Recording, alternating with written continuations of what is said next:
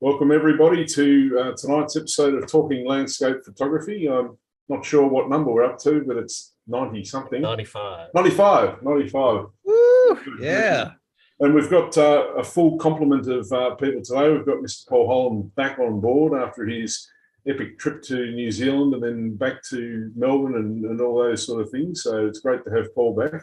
But our special guest tonight is Grant Dixon. We've had Grant on the show before, and many of you will be familiar with him. But if you're not familiar with him, Grant is an adventurer and photographer, born and bred in Tasmania, and has spent 45 years plus photographing the Tasmanian wilderness, and is one of the great exponents of doing so. He's, when I say adventurer, I mean that. He's someone that really gets into some very difficult places in quite challenging conditions often. And we had Grant on the show about 2 years ago, probably within a couple of weeks, to promote his first book publication, his first solo book publication called Winter Light, which was an extremely well-received book of extreme quality. And we're very pleased to have Grant back on the show tonight to give us a preview and insight into his latest book called Wildlight, which is now available for pre-purchase on his website. So welcome, Grant, and welcome everyone to the show. Thanks, Nick. Yeah, nice to be back. I'll chime in a little bit before we give Grant the floor. Yeah, thanks, Nick. I haven't been home for 2.5 years thanks to COVID, so that was well overdue, and I managed to sneak in judging at the New Zealand Photography Awards, which this year actually hosted the Australian awards as well. And Chris Saunders took it out. Mika Boynton won landscape. Congratulations, another one of our guests. And I managed to sneak in just behind her as a finalist. And yeah, and I had an amazing time over there. What the photo behind me is actually from the Tasman Glacier that I managed to fly over.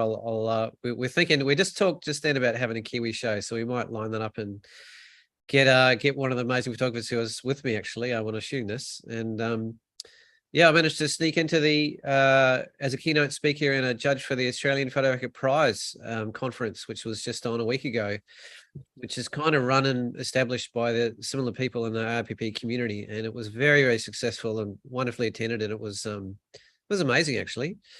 So, been a busy boy, and just before I came on the show, Luke and I are hiring up the gears on our Svalbard workshop. It's Yes. the window's narrowing in time because it's a little boat and there's only so many places. There's only 50 spots, and they're filling up pretty quick. So jump on Lukey's side or check out the Facebook post I just put up tonight on my personal page. Yeah, that's going to be a trip for a lifetime, Lukey. Yeah, no, I guess I even asked Grant. Grant hasn't even been there, and that's saying something. yeah. Well, I mean, if people want to know more too, they can always watch the Svalbard Talking Landscape Photography episode as well. A few episodes ago, that will give a really good insight, probably as much detail as you could need, and in terms of working out if that's the sort of thing you're into. So definitely check that out. So Grant, how come you haven't been there? You've been everywhere else. I can assure you I haven't. There's lots of places I haven't been. I've been sort of up northern Norway and looked across the water, but yes, but no, other parts of the Arctic, but not up there. Sounds like a great spot though, and I've certainly looked at plenty of images from there, so I look forward to seeing what you guys bring back. Yeah, that's the funnel. You head north from Norway pretty much. I don't know if there's too many other ways to get there, any straightaways. So it's pretty remote, isn't it? It's just kind of east of Greenland, north of Norway. I think it's the northernmost inhabited place in the world, and it's an unusual place, I think, in that it hasn't had an indigenous population of any kind. So the wildlife has just had all this time to itself, really, to keep itself established in that ecosystem as well. So that's something else that's pretty unique about it, I think. But would you go if you had the chance, Grant? Well, yes, but I mean, you can only go so many places, and one has to prioritize things. But if you're offering me a free berth, I'll consider it. Special prize, Grant. What about you, Nick? Would you go?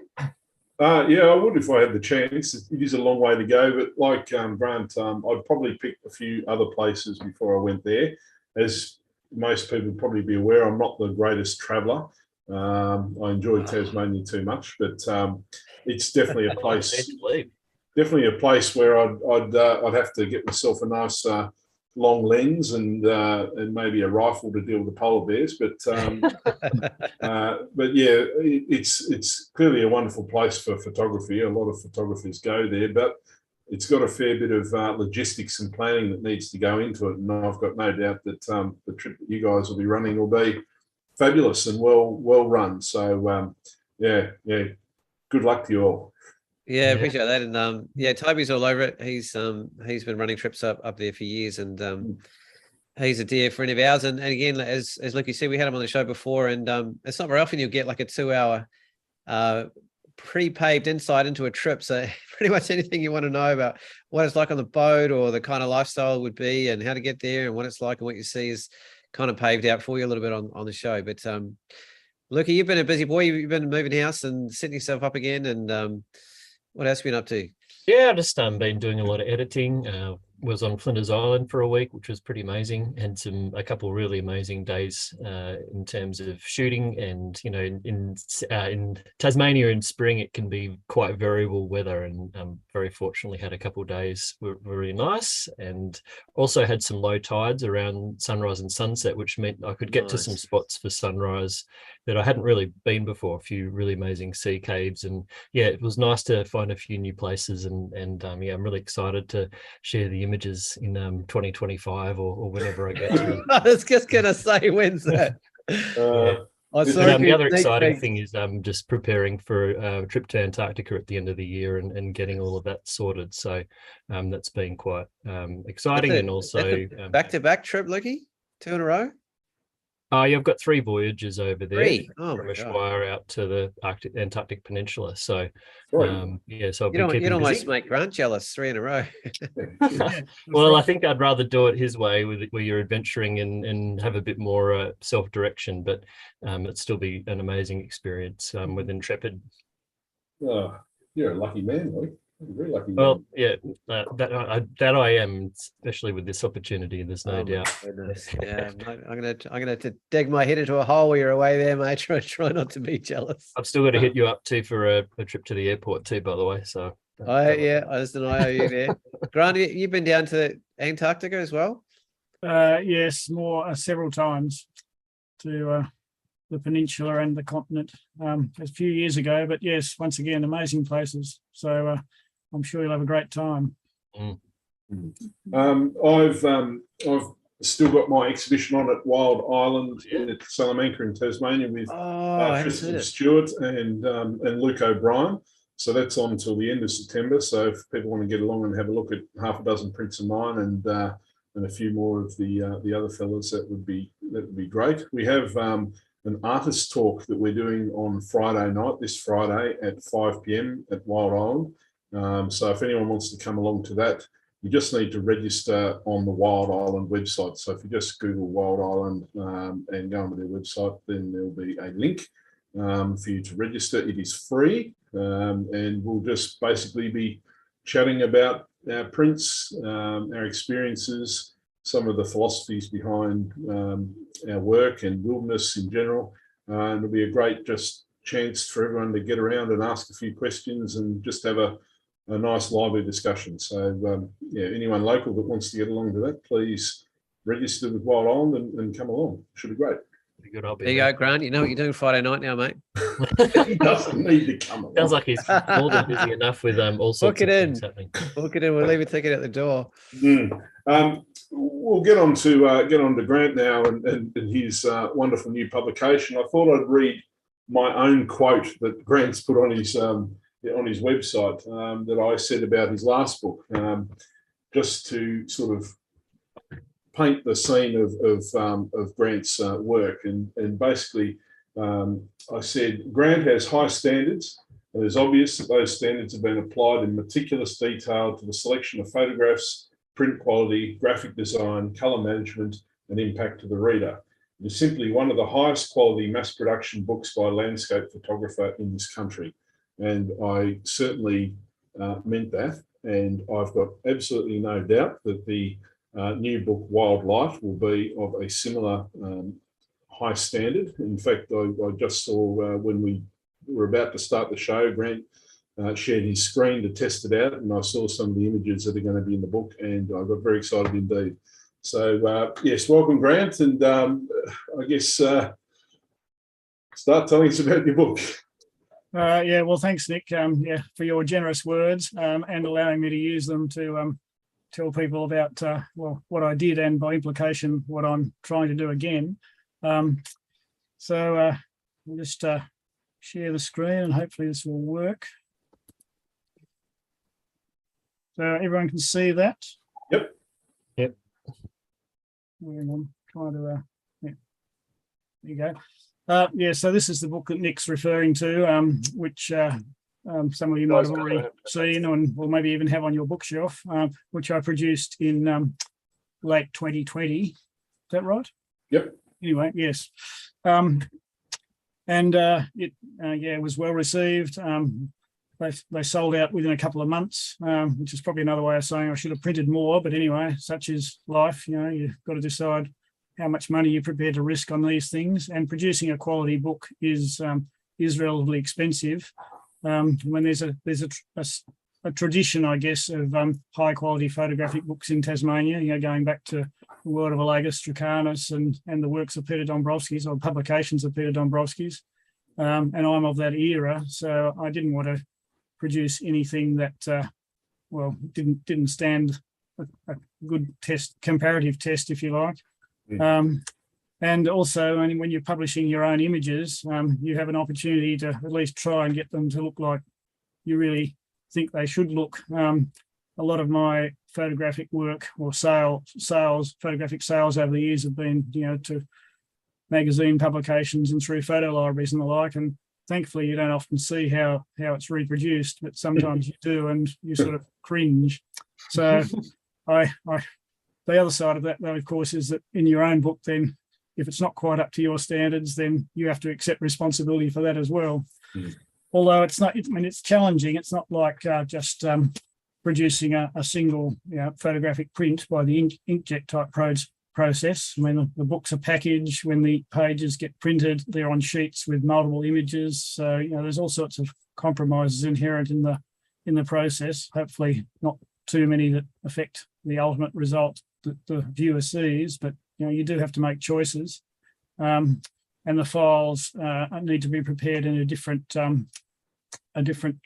space, CMYK rather than RGB, which is quite challenging as well because it's much smaller than the color space you use for digital prints, and that can have issues with respect to, you know, the tones you want to represent.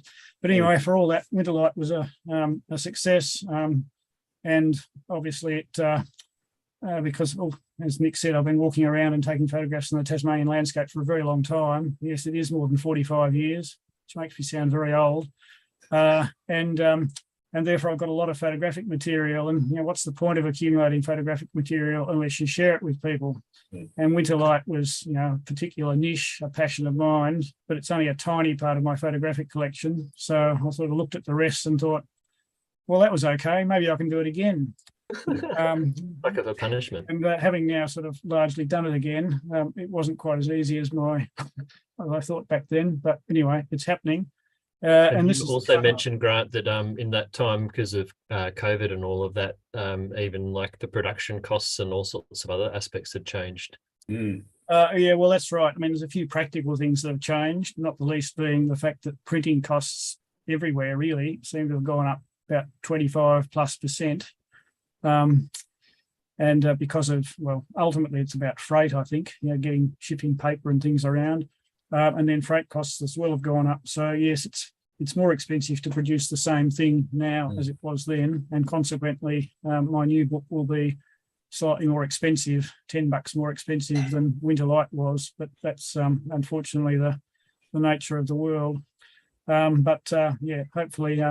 People will think it's worth it as quality production with the attention to detail that Nick was talking about at all levels. The design, my designer Linda Warner is great to work with, and I've worked with her for quite a long time over years with other products that I've been involved with jointly with photographers like Rob Blakers. I produce a calendar with him here in Tasmania every year. And she was the designer behind Winterlight as well. So so Winterlight started as basically well, not exactly volume 2, but with the model, physical size model and overall layout, if you like, of Winterlight in mind, which is one of the reasons I thought, it'll be easy to do another book because I can use similar designs, but it didn't work that way. We changed it along the way. Oh, I was wondering about that. But it is physically the same size, but it's got more pages and a different cover layout, which is what you see here. Is that fabric on the ends or just a grey paper?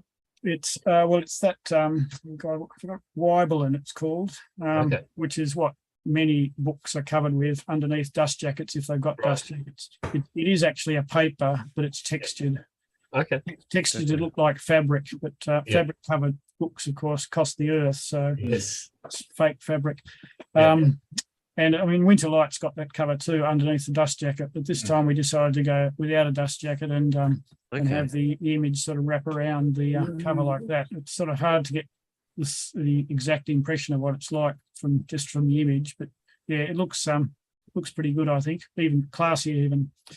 Yeah, it does. Is it the same? So it's the same physical dimensions as Winterlight. I mean, I'm just looking at Winterlight now. It looks a bit. A little bit wider, or am I just wrong? I thought that when I looked at these photos too, when I first these images that Linda prepared for me too, I thought, gee, that looks more square than Winterlight, but it's not. Okay, fair enough. It is the same size. Yeah, right. Just the like it's the I guess the angle you're looking at it. You know, it's a bit like foreshortened in a horizontal dimension, I think. So it's 30 by 23.5 centimeters. Yeah. 30 is about as wide as you can do a book at a reasonable price, because beyond that you start having problems with getting it onto the press and the like, unless you've got extra big presses and things. So I'm told anyway.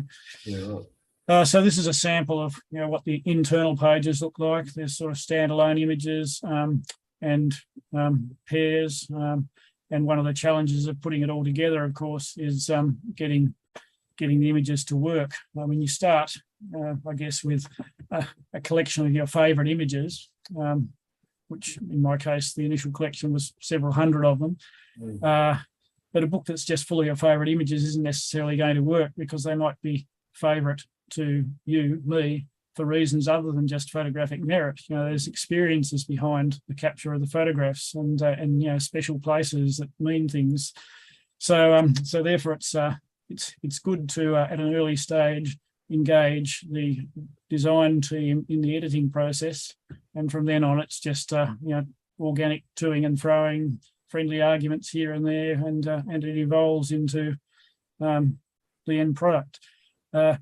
The other difference in this book versus Winterlight, which was basically just one subject all the way through, and the images were arranged in my mind anyway, sort of little mini essays, which were broken by blank pages and things, but it was still designed to sort of flow from the beginning to end, and they're all winter photos. This book has actually got 4 theme-based sections. I suppose you'd call them theme-based. Starting off with one that's certainly basically about rocks, which will be no surprise to many people who know me. I'm a geologist by training, and I see the landscape with my geologist's eye, and I think that's reflected in many of the photographs I take as well. Because the earth, rocks are the basement of everything. They're the start of the book, and then the second section focuses on, I guess, the blanket that's on top of the rocks. So vegetation and water. There's a third section on just mountain landscapes, which in a way is the 2 previous sections put together. And then I conclude with a slightly shorter section on Macquarie Island, which wasn't my original idea, actually, but I was encouraged to include some Macquarie Island images by Linda, who's seen them in the past because they've appeared in some of the calendar productions I've done with Rob Blakers. And it grew from just 2 or 3 images to, I think there's about 10 now, and it's worked really well. In fact, it's, as a little discrete section, it might even be the best in the book. Very good. So what I've got to show you and talk about tonight is a selection of sort of images that are scattered through the book. There's 95 images in the book, and I think I've got about 20 to show you tonight, so a quarter of them. Sort of in the same order as those sections I just talked about, but I'll talk about why I got them, how I captured them, anything you want to ask me questions about, etc. But bear in mind that the book itself is a sort of, well, sum is greater than its parts type thing, as a book should be. So this is a collection of images, but when you put them all together with all the other ones in the book, I think you get a greater whole, so it'll be even better. Awesome. So I guess the first image to talk about appropriately is the cover shot, which appears inside as well. And it wasn't my first choice as a cover shot, actually. I had a short list of 3 or 4, which one of which, in fact, was my prime candidate, and almost from when I first captured it about 18 months ago. Thought, I'll put that on the cover of something. I didn't have the book or some calendar or whatever. But anyway, when I, as I said, I sat down with the collection of images for the book with Linda and Tracy, the designers, and gave them to them. She said, "That's the cover."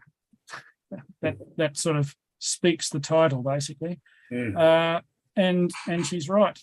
And a number of the image choices and arrangements in the book came about like that. I mean, I thought I'd nailed it, and then she just said, "Nah, this is it." And she is. Well, that's what you pay a designer for, I guess.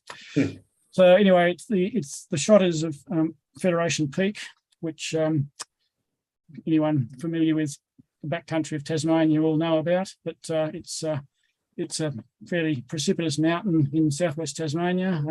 Edmund Hillary, when he visited Tasmania in 1960, famously said that it's the only real mountain in Australia. And that from a New Zealander, of course. Yeah, that's saying something. But I mean, Grant, you actually just helped open the track up back here, which only just opened this week. Is that right? In my earlier life, and still life, I've worked for parks, involved in backcountry management, and I've done some work out here collecting data on the impact conditions prior to opening. Yes, and I believe it's just been opened again. It's been closed for 2 years, 3 summers probably, since a major bushfire burnt a lot of infrastructure, and subsequent to that they discovered the plains that had the burnt infrastructure were infested with Phytophthora. So there's been a lot of work rerouting the track to try and avoid that infection being spread by walkers before they opened it again. Just explain what Phytophthora is for people that don't know. Phytophthora cinnamomi is a fungus, root rot fungus, that affects a number of shrubby species in the sort of lowland to middle altitudes of, well, not just Western Tasmania. I think it's widespread in Western Australia, but essentially it wipes out particular species completely in an area, and the resulting community is ecologically depauperate. So the idea is to, and it gets spread by people and animals probably through soil on your boots and that sort of stuff. So the idea with these track reroutes is to get people onto either rocky ground, or I think what they've actually done here is built basically boardwalks for a long way across the Buttongrass Plains. I'm assuming there'd be a boot wash or something at some point, or well, the start of all the tracks has got washdown stations, so you don't start by taking stuff in, but in this case it's already in there, so it's about avoiding spreading it around when you're there. Anyway, so Federation Peak is this is a sort of slightly different from the conventional angle, and obviously it's late in the day, dusk, up on a rocky pinnacle nearby. I like climbing rocky pinnacles to get views. I'm helped by my rock climbing past and being able to get to some of those places. You must have no fear of heights whatsoever to be able to do something like that. But doesn't it have the most exposed rock face in the entire of Australia, like a 2,000-foot drop on? Well, the northwest main face? face, which is the left-hand side of this image, and you can see down the bottom left-hand corner, there's a sort of a blade. That's the top of a feature called Blade Ridge, which abuts the northwest face to Federation Peak. But from the bottom of Blade Ridge to the summit is 700 metres. So yeah, it's probably the longest sort of mountaineering type rock climb in Australia. Not often done. And so, and you've got the beautiful belt of Venus in the background there, the Earth's shadow starting to appear as well. So you must have had some pretty reasonable conditions while you're there, which isn't always the case for the southwest.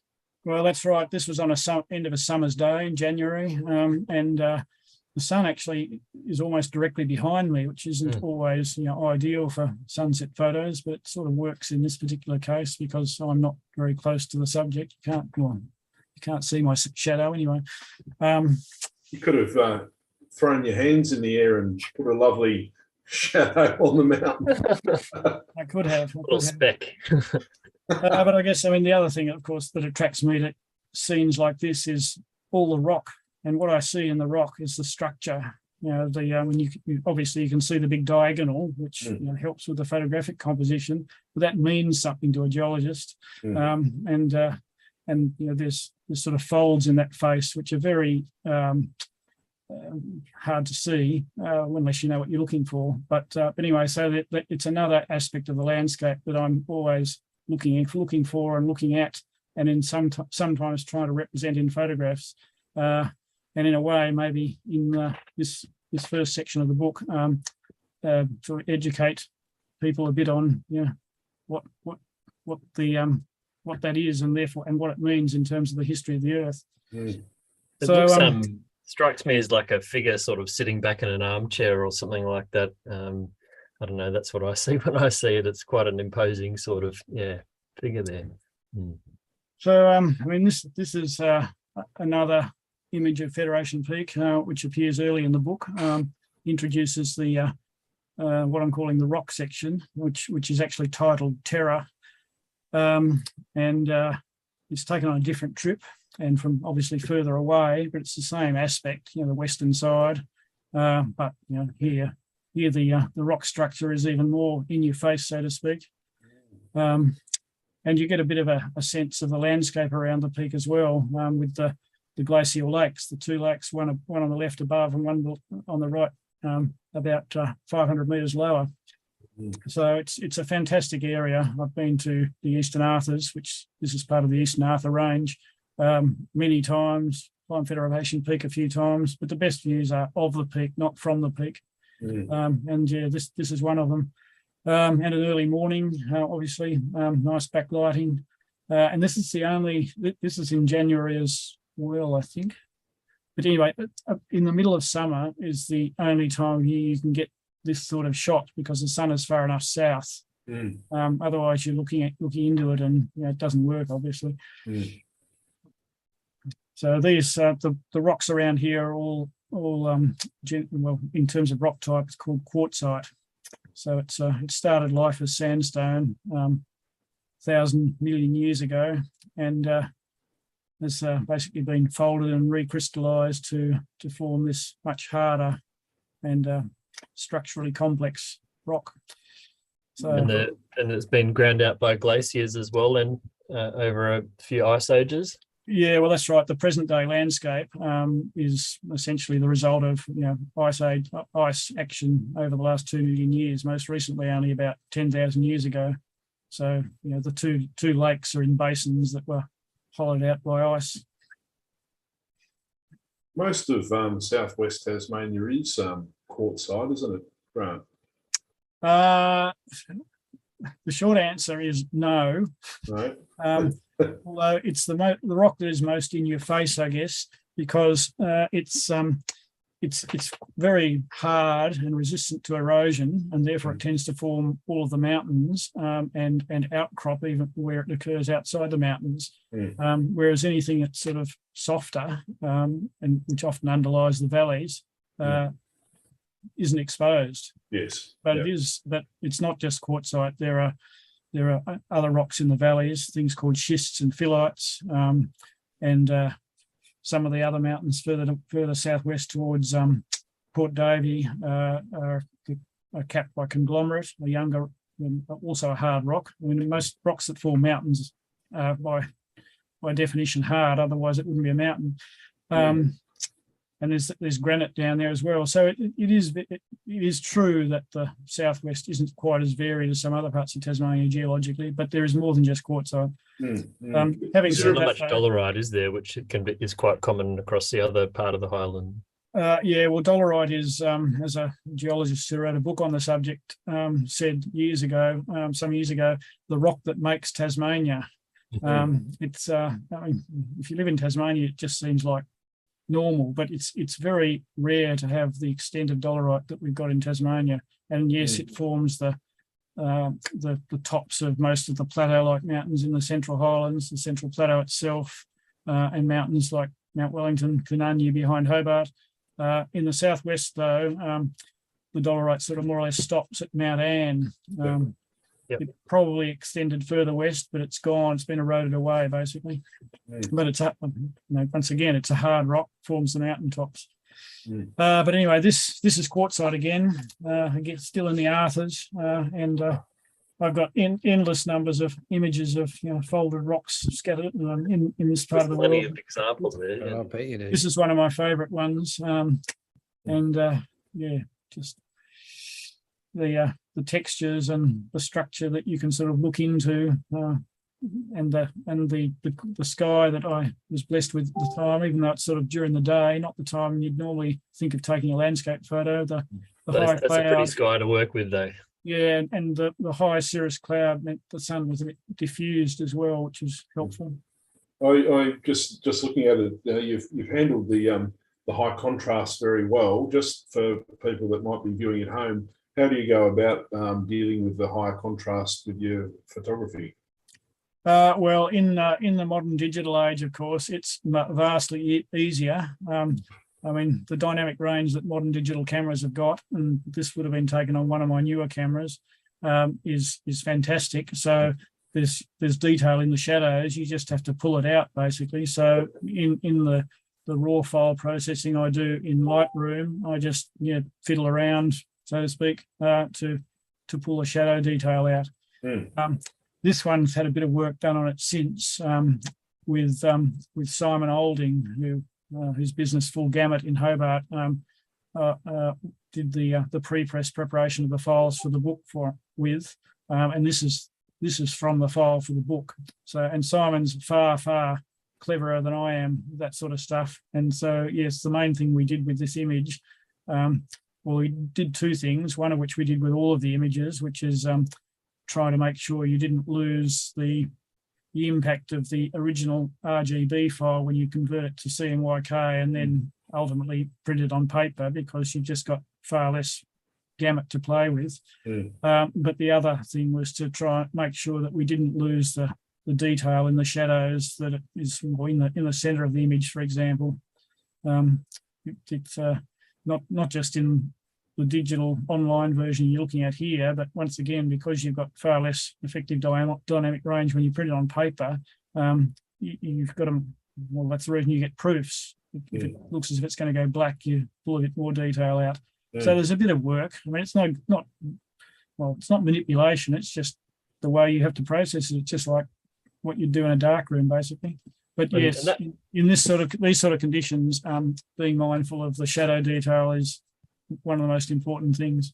That rock color tone can also easily go too far to blue or to magenta sometimes as well, I've found. So that's also, and that was a bit of an issue in this too, because sometimes you get a bit of a color shift when you convert from RGB to CMYK. So you've got to sort of allow for that.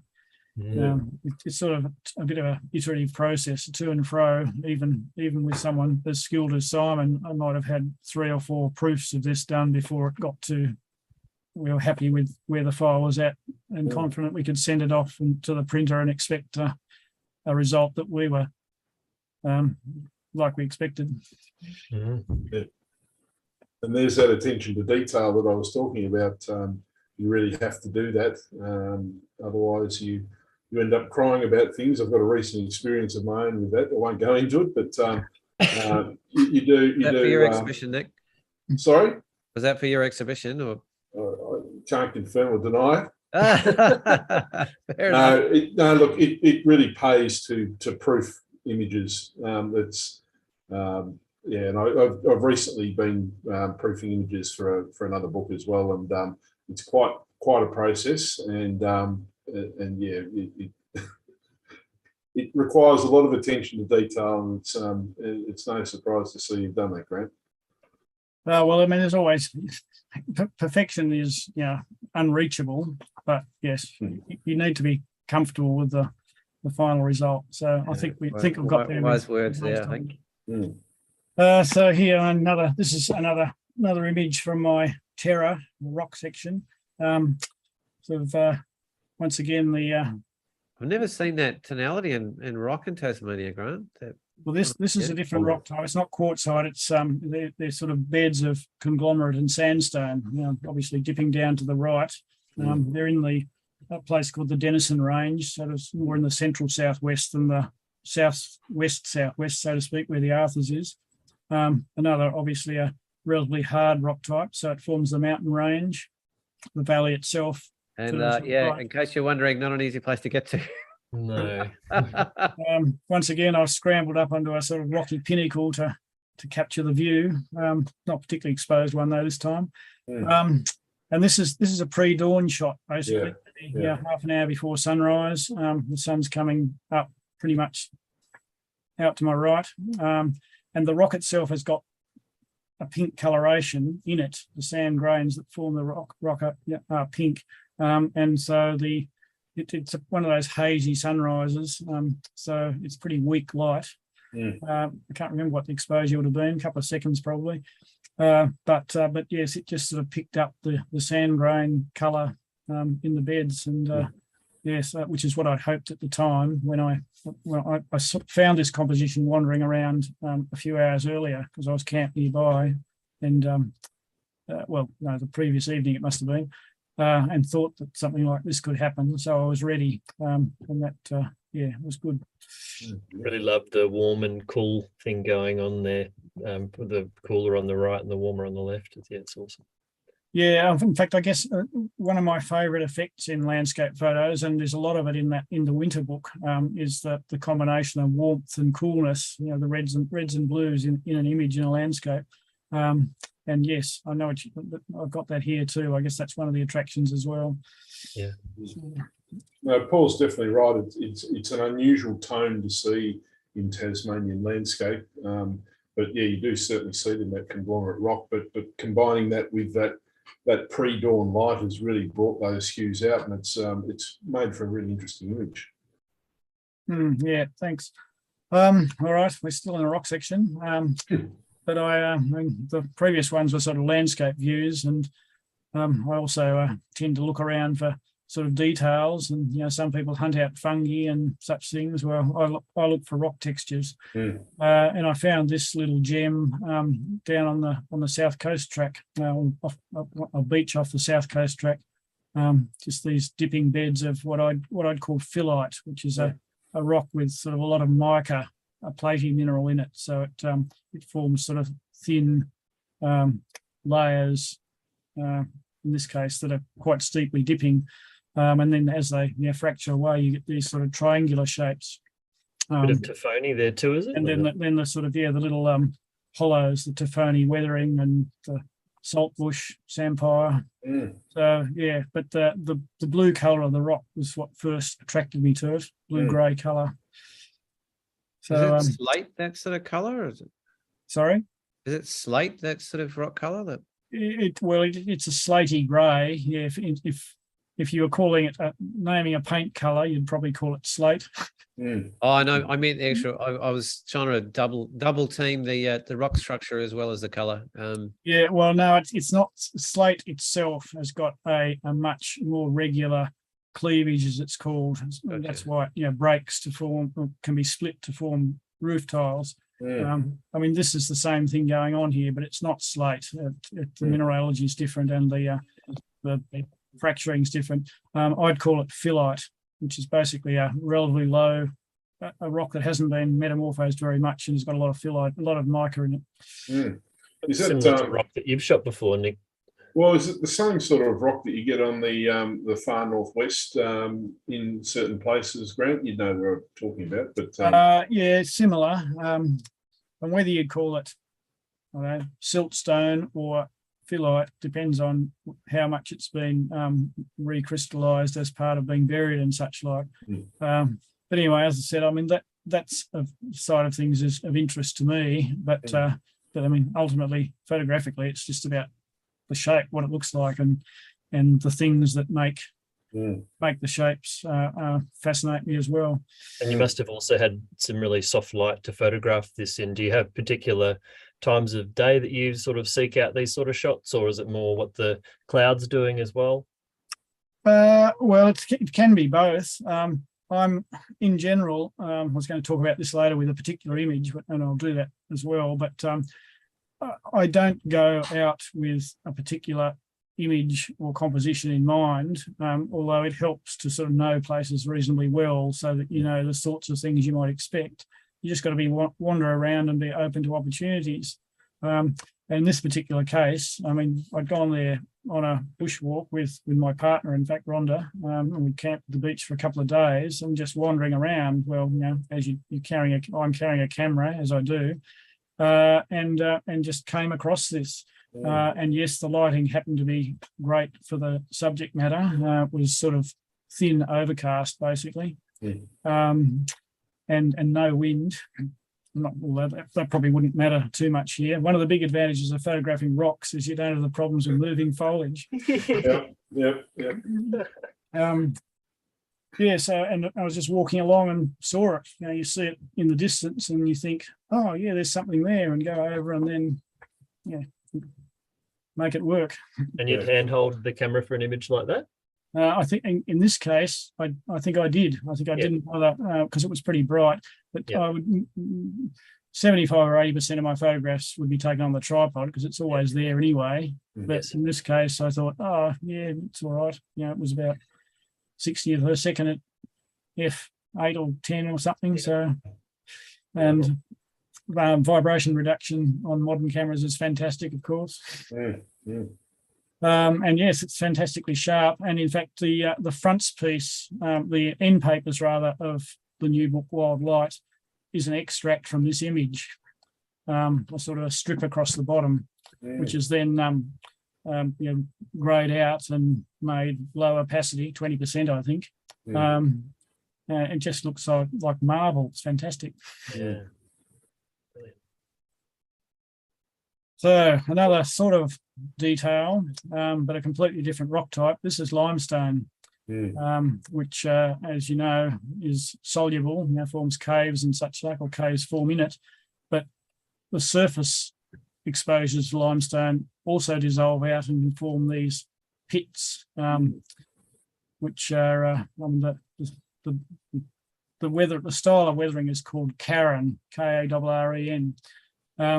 And in this case, it was just after rain, and then the sun came out, so it dried some of the rock, but there's still pools in the little hollows. So it all worked.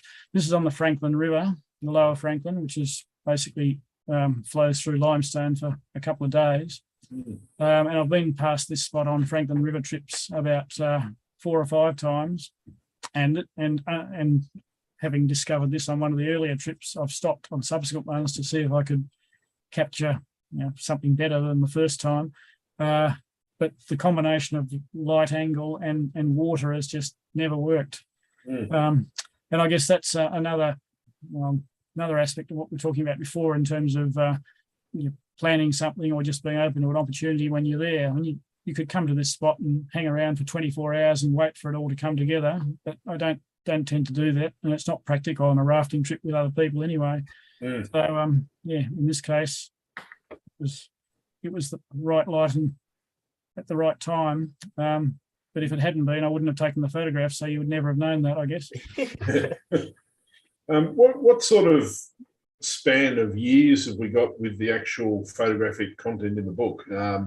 Obviously, you've been doing it for a very long time. I guess if we maybe remove Macquarie Island, I'm not sure when those images are from, but generally speaking, what's the sort of time frame? Well, Macquarie Island was all taken during my one and only trip there in 2000. I was there for 6 weeks doing other work, and with respect to the images in the book, the oldest one is from 1983. Wow! But most of them, certainly the last 20 years, and probably a fair portion of those would be the last 5 to 10, which essentially means that I haven't done a count, but 80% of them are digital capture, and then there's several medium format film ones, and some scans of early 35mm images, which have come up remarkably well, I must say. But they wouldn't be in the book if they hadn't. There were a couple of others I hoped to use and scan them, and they just didn't stack up. So sadly, they got rejected. So much the same as the Winterlight. Well, Winterlight had images in it which spanned a similar period, but necessarily so for winter images, of course, because it's so ephemeral and fleeting down here that you only get a couple of trips a year if you're lucky, and then you've got to wait 12 months for another go somewhere else. So.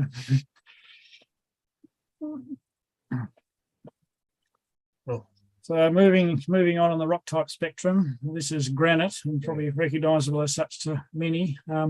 On the coast of northwest Tasmania, in the region called the Tscharke,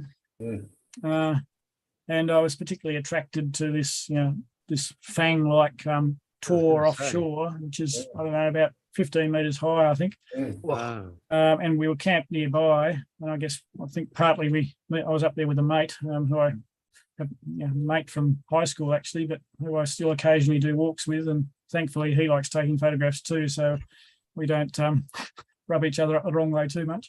But anyway, we probably camped here because the tor looked nice with respect to a composition. But I was scrambling around after sunset, a sunset which never really happened in colour terms, because you can see the sky out there when we're looking west or southwest.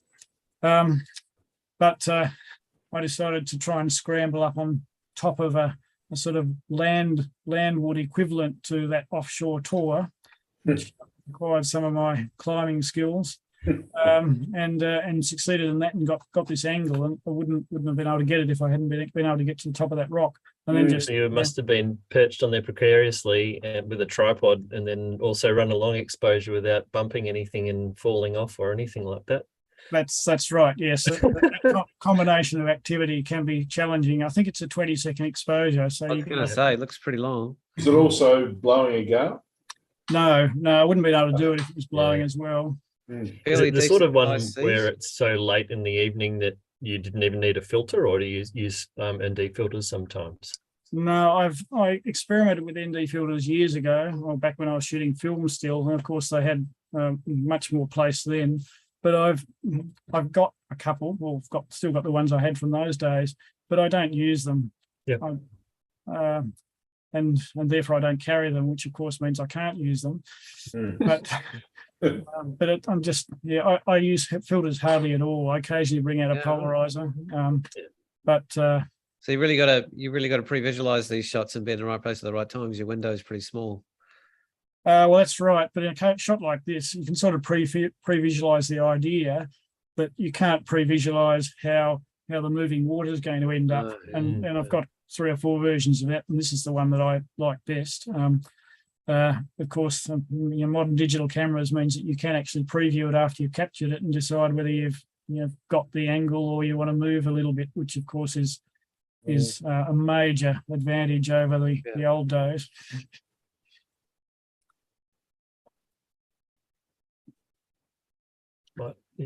we talked about dolerite before, the rock that makes Tasmania, and this is dolerite with its distinctive columns down on the coast of Tasman Peninsula, a couple of hours from Hobart, day walk. This is one of the images in the book taken in a more accessible location. The majority of them are taken on overnight trips, and some on quite long overnight trips, more than a week, which is what I like doing anyway. It's not just about the photographs, it's about being out in wild places and then being more receptive to your surroundings, and the photography follows. But that doesn't mean that I don't occasionally at least capture images I'm happy with on day walks, and that's what this is.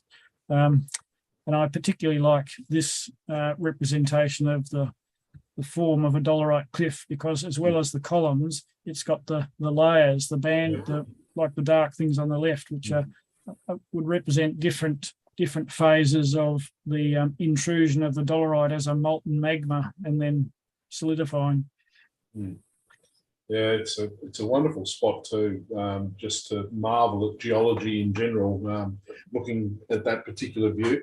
And for those at home, that's about 200 metres tall, that cliff. Yeah, that's only probably about the middle bit of it, but yes, there's probably still more than 100 metres of rock in there. Yeah, it's an amazing spot. What are the grey sort of striations across, Grant? Oh, that's what I was talking about earlier. The layers, they represent different phases of the intrusion of the molten dolerite. The thin ones are probably came right at the end, just filling fractures in the rock that had solidified and then cracked. And you don't often see that because you often don't have a cliff this high. And just I think here the weathering has picked it out nicely too. And coastal cliffs tend to be free of things like lichen and stuff, which for a geologist just cover up all the nice detail.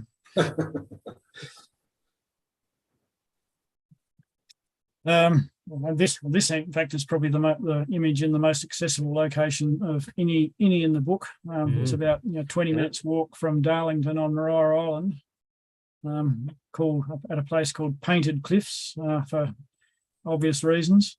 The sort of sandstone beds here, which are horizontal, because it's got the coastal cliffs. So the mineral staining within the sandstone beds are just picked out as the rock itself, the cliff itself, has been eroded away by the sea.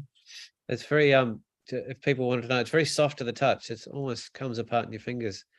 Yeah, well, that's right, and that's the sort of difference between a rock like sandstone and quartzite, for example, which in its earlier life was probably sandstone, and it's just turned into quartzite by being buried and heated and such like, and recrystallizes and becomes hard.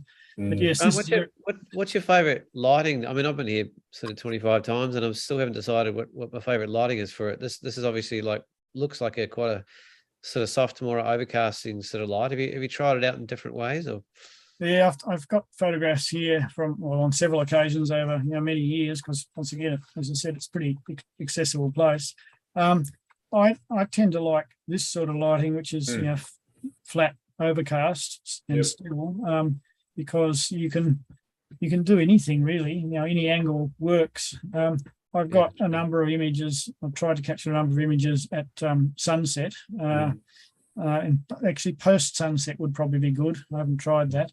But the problem with sunset is, of course, the sun moves up and down the coast to the west throughout the year. So you really need to be there at the best time. I suspect the best time for the relationship between the angle of the cliff and the sun is probably nearer the middle of winter. But anyway, the times I've been there, when I've been experimenting with sunset light, it hasn't come together like this one did.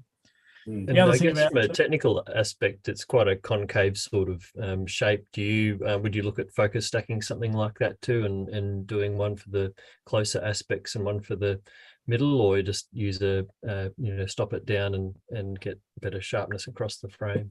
Well, this is taken on my medium format film camera some years ago, which was 6x7 Mamiya. and I would have used the wide angle lens I had at the time, which I think was 43, which is the equivalent of 20 or something like that. Okay. Well, I obviously wasn't focus stacking with film, so I must have just used f11 or something. Yeah. But I do remember getting far enough back to get this composition without taking the next step, which would see you falling off a little cliff into the sea. Is quite challenging. So obviously the lens was just wide enough. Yeah. I think with flatter light, when you're photographing a subject like geology, it's much better to actually show the geology of the place and the patterns and the actual tones that are there, rather than have it augmented by some beautiful light, which tends to change things up a bit. I'm not saying you can't, but I certainly, when I'm taking photographs of rocky areas, I'm always more hopeful for overcast conditions, so I can show the rock in its all its beauty. The light's a distraction for what it almost. is. Yeah, the light can be a distraction. Do you find that, Grant?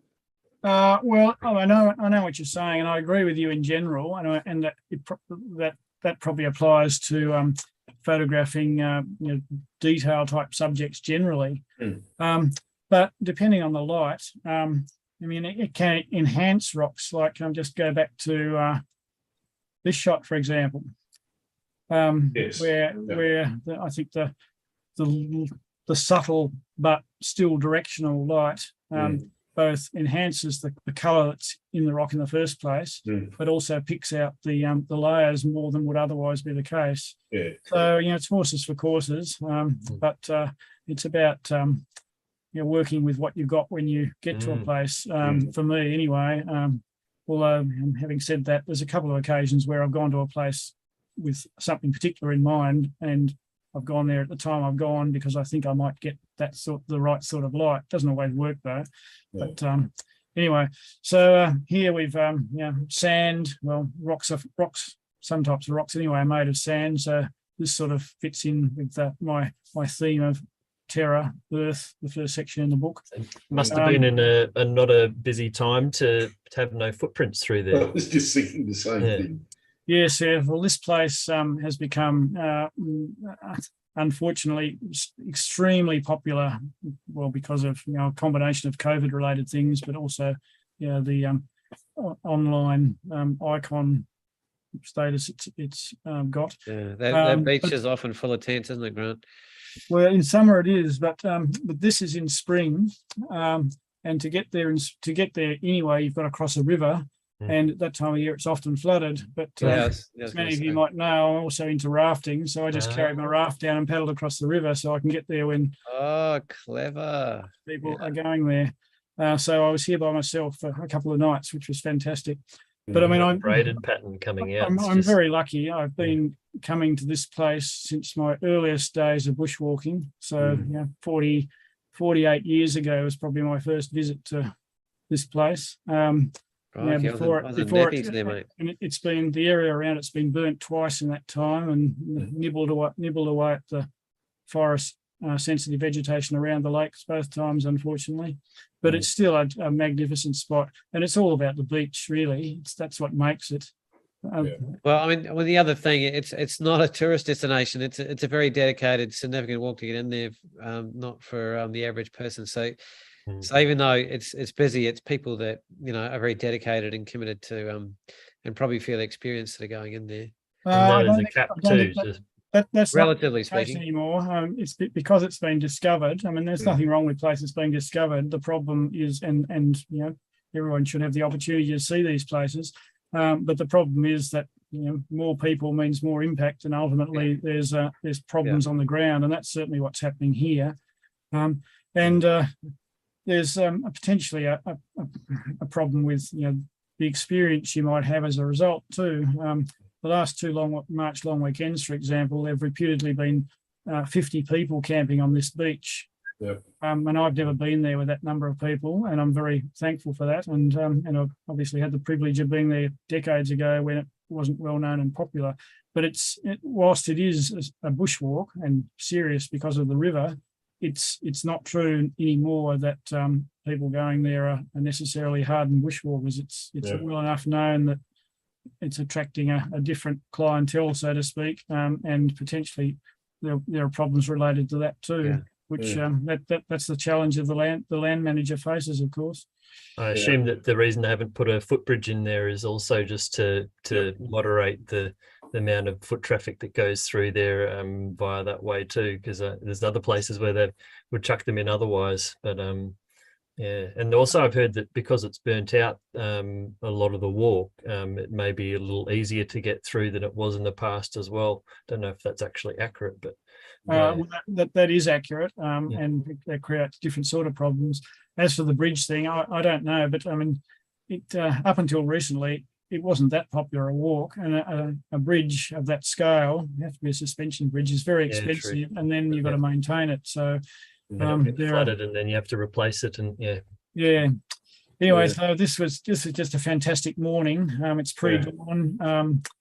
I went up there knowing the possible compositions and things, but not knowing what to expect. And the mist was fantastic, and then it just started breaking up as the sun came up, and then I've got later images with reflections of the sunlit bluffs in the water, still, etc., etc.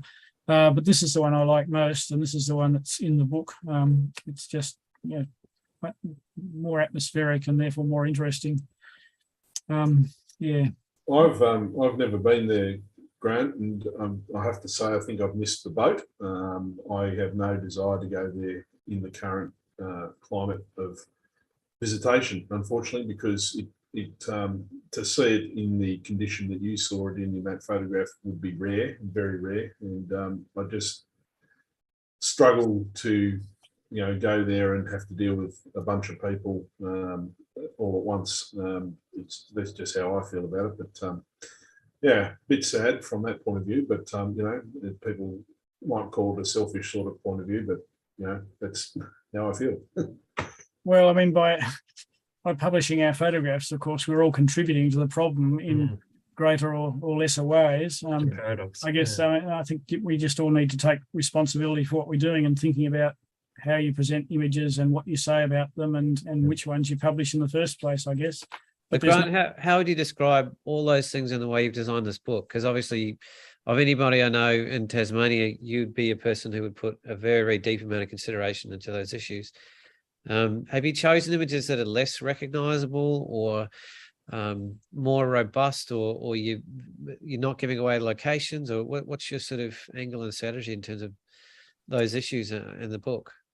Oh, well, I mean, it's challenging because, it's a fine line between being, elitist and, I've been privileged to see these places, but you shouldn't. I mean, you can't tell people that. Everyone, as I said, everyone should have the opportunity, but very popular places, I think ultimately you need a rationing system, and it's the responsibility of the land manager to take that on and manage it. And then at least it's sort of fair. But it means that not everyone can get the opportunity to go there. But in terms of what I've done in the book, in most cases, I've chosen to describe locations of images generally, like the mountain range rather than the peak, because I don't think the exact location is that relevant. It's supposed to be about the image. I mean, obviously, there's no point in not being more specific about names for very familiar features. You can't pretend that Cradle Mountain's not Cradle Mountain. But if it doesn't matter, or at least I don't want it to matter, I want someone to engage with the image, then I don't see that there's a need to turn your book into a guidebook, basically. And also, I mean, we're still in the sort of early section of the book, the rock section. For me, the interesting aspects of the images in that section are the subject matter, not the place. So I name the rock type, for example, and what it is, the feature, rather than the place. Well, the place generally, but not So that's the broad approach I've taken. Okay, so as I said, we're in a brief sand theme. This spot is up in the far northwest of Tasmania again, in the Tscharke coast. often in spring, after the rains of winter, you get springs coming out from the dune fields. There's quite extensive coastal dune fields up and down the Tscharke coast. And I knew from previous trips that they often generate interesting patterns like this. So I was walking up the beach and I saw the wet sand that is in the background of here from a distance, and thought, oh yeah, there's a spring up there. I'll go and have a look. And this was the same trip as that shot a couple of images ago, where I was with my friend walking up the coast. So there's two of us, and of course we both headed for the same spot. There's always a risk in that, of course, particularly with subject matter that can be easily disturbed by one footprint when you both try to capture your own compositions. But anyway, I got there first and captured this one. It was just fantastic to watch it forming over the 5 minutes or so that I was composing, because the water's actually flowing, and then of course it seeps into the sand at the end. So the stream or the flow that's sort of sweeping around on the right hand side of the image here and then back towards the center was sort of moving slowly, maybe a centimetre a second, and the little channels that it was forming were changing, etc., etc. So yes, it's fantastic to watch. And then it's late in the day, so low light coming in from the left. Just picked out this amazing like mini delta, basically. Yeah. Got a great three-dimensional sort of feel too, when you like it could be like a little mountain range almost. Yeah, I love that. And then we walked up the coast for a couple of days and then came back, and I went back and had a look at it on the way back. The lighting was different then, but I thought, you might be able to do something in different lighting, and it just completely changed, and it had lost the attraction, the shapes and things. So they're very short-term ephemeral features. And no way could you plan to capture this image. You just go there, and if it's happening, you see it, you do your best, and then move on, basically. So finally, done with the rocks, and the second chapter, if you like, well, I'm not calling them that, in the wildlife book, is about it's called verdancy. So it's about water and vegetation, green stuff. Well, it's not all green. And I thought this image, which I think opens the section from memory, sort of encapsulates really what it's about. That blanket of life that covers the rocks, but which the rocks are the foundation for. And this particular site is one I've sort of walked past on a number of occasions, but you need to be there after fairly heavy rain for this little stream to sort of flow like that.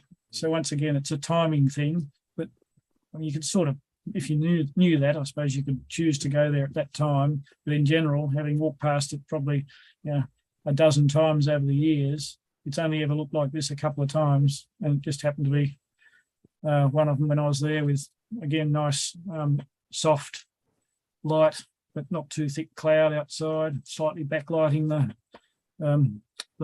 hanging mosses and things. Probably not the sort of place you'd actually seek out to walk to that waterfall if it's where I think it is. So yeah, but it's lovely spot though. I don't think I've seen trees like that too many places too in that sort of area. It's magical.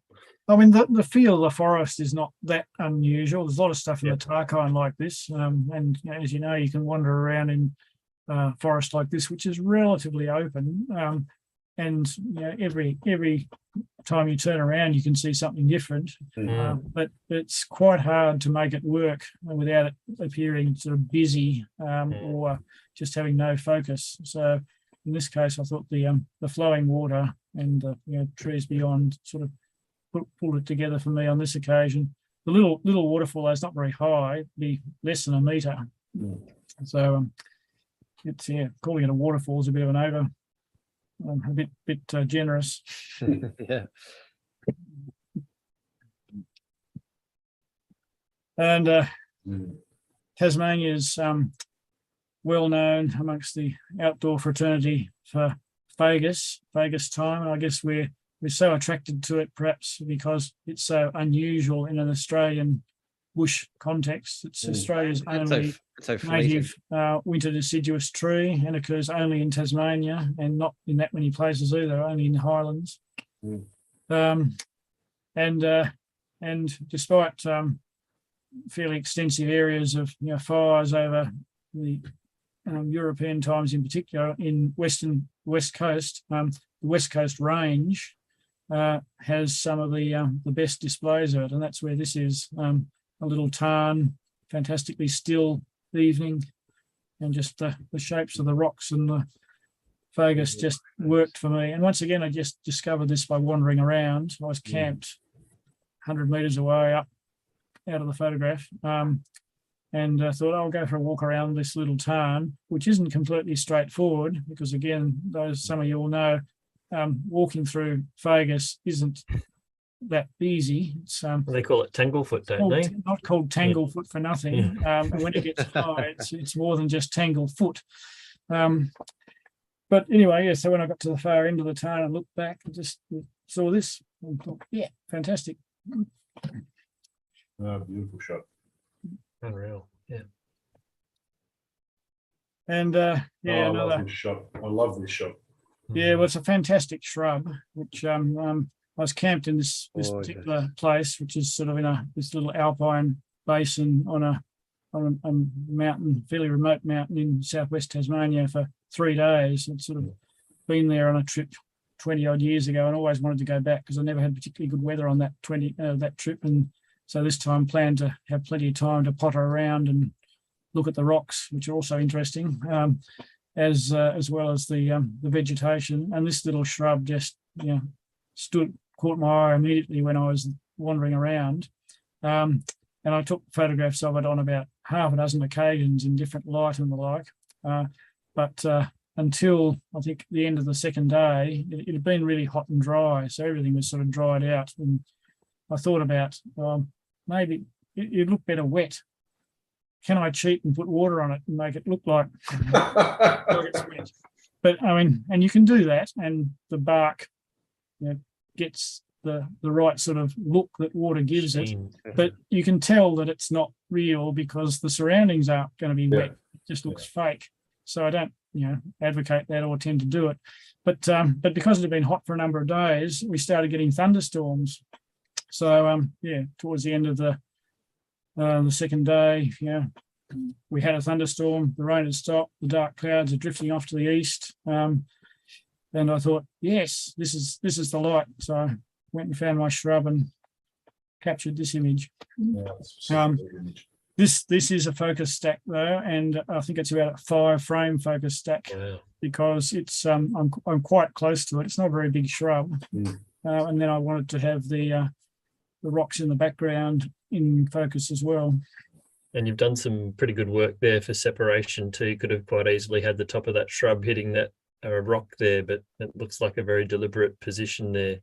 Yeah, I sort of moved around. I've got a vertical version of it, which doesn't work as well, and close up of the sort of swirl in the middle. And so I worked this pretty well, although I only had about 20, 30 minutes with this sort of light and the water on it, because once the thunderstorm had gone, it was still warm, so all the bark started drying out. So you only had the relatively short period where it looked like this. But yeah, it's a great little shrub. It's Alpine Beckia, it's called. Oh, and I guess the other serendipitous thing really, because is that because I was there in the middle of summer, it's in flower. So the little white flowers set it off as well.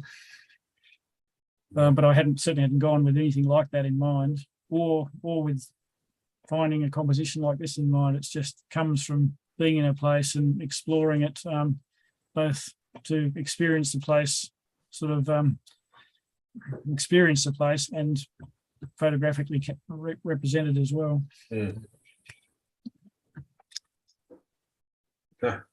So yes, another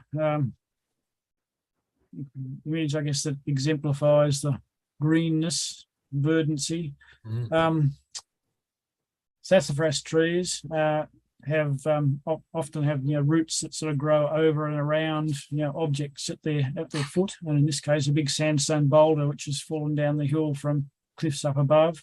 We're on the great escarpment of the Great Western Tiers in northern Tasmania, so it's the land around is quite steep and incised with gullies that streams and waterfalls from the Central Plateau flow down, and they're also basically shelters for patches of rainforest, because this fire has affected some of the drier ridges around here, and this is buried deep in one of those. And I happened to be there it was a very wet day. I was retreating actually from a trip higher up on the Central Plateau, and decided to do a side trip to have a look at a waterfall which is a little bit beyond this tree. The rain had eased, but there was this thick mist hanging around, which for me makes this image work. I've been there without the mist, and it just doesn't do it. So again, serendipitous. I hadn't gone there even to take photos of this. I'd gone there to go walking on the Central Plateau in late winter, I think. No, early winter, June. Looking for, because it was cold and there might be nice ice on tarns and things. Yes. And it warmed up a bit and started raining, so I was bailing out basically when I came across this.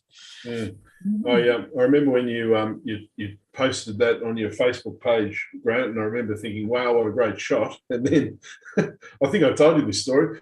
I actually went to that area a couple of months later and took a photo of the same trees in a vertical format. And I had this feeling the whole time that I thought I'd seen it somewhere before. And it wasn't till I got back, I thought, hang on, is it the same tree that Grant photographed? And it was. And I was like, oh. Oh, no, that's all right. I mean, you discovered it for yourself. So I did, and I didn't know that it was the same shot as yours, but I greatly admired this shot only beforehand. But it was complete coincidence that I saw it and photographed it, although albeit quite differently. And now looking back at this again, I'm very jealous of the mist you had, because you're quite right. It does certainly shine in the mist, as opposed to not having mist like I didn't have. yeah, well, I mean, rainforest or forest, any forest shot really is always helped by, mist, because of the way it gives depth to the image and separates out the trunks and things. So you can't go wrong with mist. But I'm not about to start carrying around a smoke machine or anything. But some people do. Oh, come on. Okay, so this is obviously a different level of detail, but equally another version of the sort of luxuriance of vegetation, lichens in this case, growing on. What sort of lifespan do lichens have, out of curiosity? Do you know? The short answer is I don't know, but it's probably out there in Google land, probably. I suspect it varies with the species of lichen. The sort of crustose ones, which are what the ones that are, on most of this photo, have a feeling of being maybe longer lived or more slow growing than the fibrous-y ones, like in the top left. But I don't know that I'm not a lichenologist or whatever the correct name is. So I don't know basically. But they're they're fantastic things to look at in detail if you take the time. Not just lichens, of course, but mosses and things that grow, that those little things that grow on the ground. All the little tessellations in them. The detail.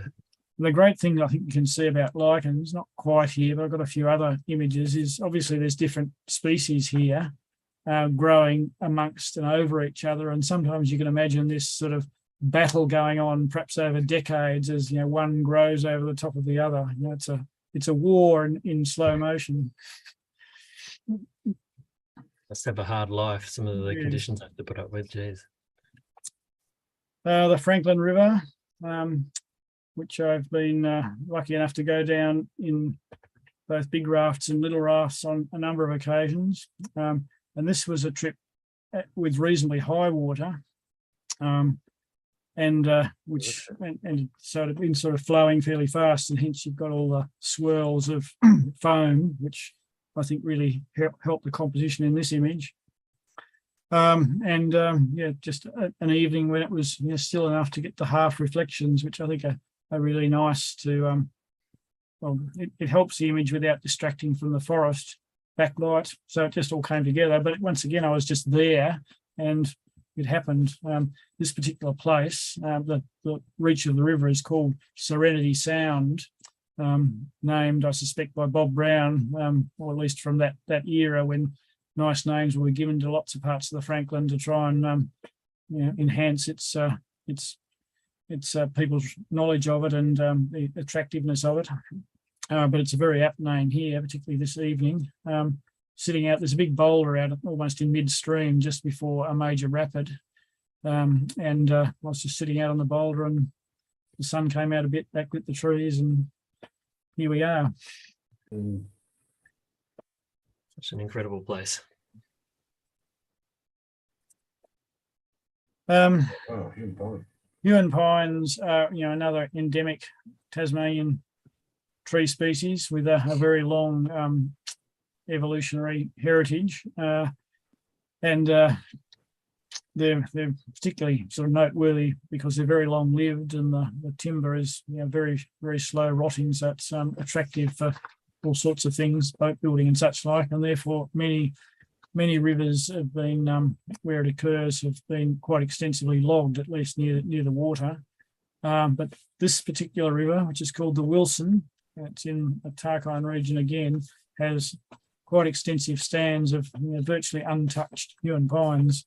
So I went there to see them, and it's topical at the moment because it's an area where mineral exploration and proposed mining is happening, which would be an absolute disaster for these forests, both directly because they may be near the mine, and indirectly because just the access means that the likelihood of fire and other things are increased. And these trees can be thousands of years old, and fire kills them basically. But anyway, I was in here for several days pottering along the river, and one of those days where clouds coming and going and sunny breaks and the like, and saw that when the sun came out, it sort of backlit these Huon pine branchlets nicely, just picks out the colour in them, and the tannin stained water of the river, which again is characteristic of Western Tasmania, just contrasted with the green nicely. So the whole package, the Huon pine and tannin water, just said Western Tasmania to me. So I potted around here for some time until taking lots of compositions, and this is the one I ended up liking best. So it made it into the book. It's the colour contrasts are fantastic, and the lighting has really made this one. I don't think I would have even thought to take a photo like that in those lighting conditions, but it works just brilliantly. It's wonderful.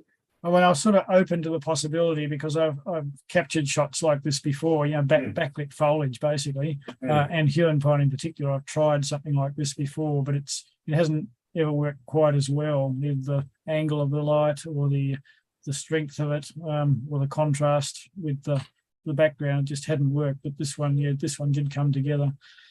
So they're really stunning. Oof. Obviously, we're still in a water theme. No, that's a unique image. And a dangerous one.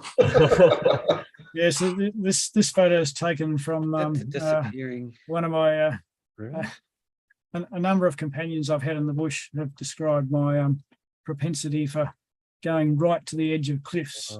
But you often get the best view. Was this with Martin? But in this particular case, this is quite a remote destination, a waterfall. It's called Vanishing Falls. Vanishing Falls, that's right. And it's called Vanishing Falls because it flows into a plunge pool that then drains underground, except when the river's in flood, and then it flows down the channel in the top right. And I visited here a much younger me visited here in 1984 on through trip. I was taking photos then, but more as a recording rather than being particularly serious. Well, no, I was probably starting to be serious. Anyway, and I shooting on Kodachrome film back then, and I took an image basically lying on my stomach with my chest over the cliff looking straight down at this plunge pool, which when I got back home I've quite liked and have liked ever since. But it's an old tranny, and it's nowadays it doesn't stack up in terms of image quality. But ever since that time, I'd had the idea that you could do more with that idea of looking down at the plunge pool and the water and such like. So when the idea of going back to this place 3 or 4 years ago now came up in conversation with my good friend and your guest last week, Martin Hawes, who had never been there. So we decided to do a trip together and decided to go at the time of year when we thought there might be a reasonable amount of water, and I had this composition in mind and got there, and here it is. Oh, it's remarkable. And if you look back at the show with Martin, you'll see a photo that he shared from Vanishing Falls taken down in the bowl, and you'll soon get an idea of just how big this waterfall is. It's enormous. Yeah, did you scale the rock face there then, Grant, or how did you get up there? It's 70 metres high. Well, no, you probably can scale a rock face, but you need gear, and no one's carried rock climbing gear in here, and why would you? To get from the top to the bottom, you've got to basically clamber around above those cliffs on the left, and then make your way down through the forest. It's quite steep, but it's not that hard. But relatively speaking, so you either end up at the top of the falls or the bottom of the falls, depending on which way you approach it from. In our case, we came downstream and got here first, and then you make your way around. But you can clamber around those cliffs on the left at the bottom and up on ledges a fair way around. And I think Martin had a photo last week, and he's got one in his book of a little me in my blue parka doing such things. Yeah, it really great shows the scale. Yeah. No, I love how it just sort of flows around that image and really draws your eye right through. It's great. And talking of great, look at this. Yeah, so this is in the southwest, the Anne Range, Mount Anne itself, in fact, in the background, which is a relatively accessible and popular bushwalking destination, overnight, day trip even. It's the dolerite rock that we were talking about earlier, the columnar structure, but it's about the last outpost of that stuff in the southwest. And many parts of the Anne Range and several other mountain ranges in the southwest are refuges, I guess, for this sort of vegetation. The King Billy pine, which is another one of the species of ancient conifers that occur only in Tasmania. And in the highland setting, they can be fantastically twisted and have sort of sections of the trunk where the bark has either been stripped off or maybe never grew because of the wind blasting and ice and such like. Once again, I sort of found this specimen, which is about, it'd be less than 2 meters high, 1.5 meters high. It's a shrub, really, but it has a feeling of being sort of ancient. Just down below where I was camped, and it coincided with nice mist activity on the mountain, so it came together. It's a stunning image, and it's amazing how our plants they often range from down in the lowlands up into the alpine areas, and the difference that the same species takes form. Like, as you said, this King Billy's gnarled and tiny in comparison to some of the enormous King Billies you can see, and some quite easily accessible ones at Cradle Mountain, very tall, very large trunks.